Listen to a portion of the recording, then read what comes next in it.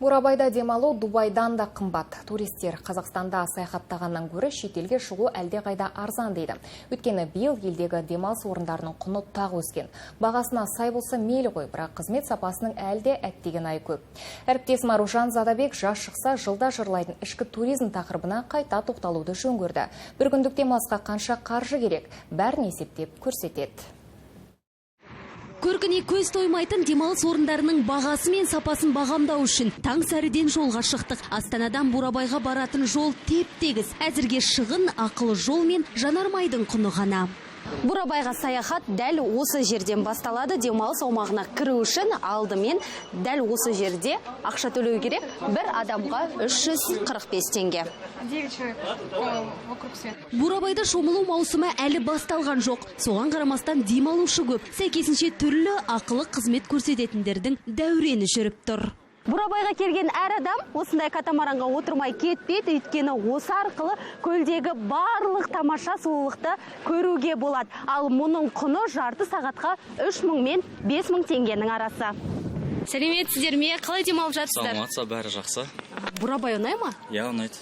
Несімен ұнайды? Негізінде Бурабай өзінің табиғатымен, экологиясымен. Мұнда катамаран мен қайықты жалға беретін бірнеше орын бар. Бірінің жанына барып, әңгімеге тарттық. Жалға беру құны арзандай ма деп сұрап едік. Қазір бәрі қымбат деп шығарып салды.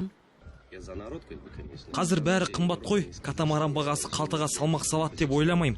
3000 теңгеге қазір ештеңе ала алмайсың. Ал бізде осы бағаға табиғатты тамашалайсың. Бурабайда қайықпен аралауға ақшамды қимадым. Велосипедпен тамашалайын дедім.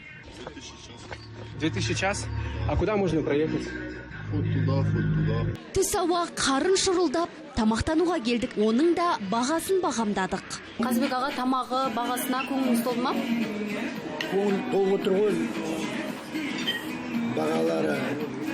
Бұл Астананың бағасы тәрізді екен. Орташа баға 2,5 мың шамасында.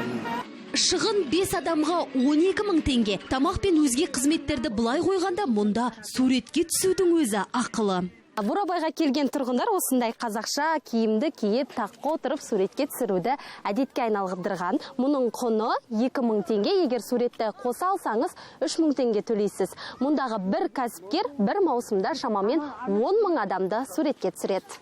Енді есептей беріңіз, мұндағы кәсіпкерлер тек суретке түсіріп, бір маусымда 20 миллион теңге табыс табады. Әлемден келген кісілер көп түседі. Финляндия, Норвегия, Франциядан болды кісілер, Индонезия көп келеді, Таиландтан көп келеді, осында туристер өте көп. Табиғаты әсем өлкенің ауасын қимай түнеуді жөн көрдік. Жатын орын іздеп қонақ үйлерге бардық. Bir күнге 50 000 теңге сұрады. Бұл ең арзаны. Енді не істейміз деп тұрғанда көшеде жалға үй бар деген жазумен тұрған бірнеше ер адамды көрдім. Көлдің жағасында.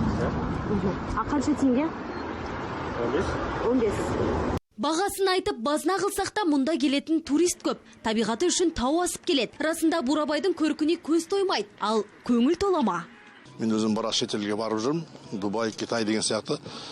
Солармен салыстырғанда Дубайлар біз арзан. Bir кіріп шыққан жеріңізден сіз қазір 15-20 мың тастап кетесіз. Тамақ жағы өте қымбат. Қымбаты да бар, арзаны да бар. Бұл адам қалтасы көтере бермейді бұндайынан, иә. Сонымен біздің шығын мынадай. Қысқасы бір күн рахаттанып демаламын десеңіз, шамамен 100 000 теңге дайындай келіңіз. Бұл тек бір адам үшін. Оның ішіне қонақ үй, 3 мезгіл тамақ пен түрлі ақылы қызметтер және жол ақысы кіреді.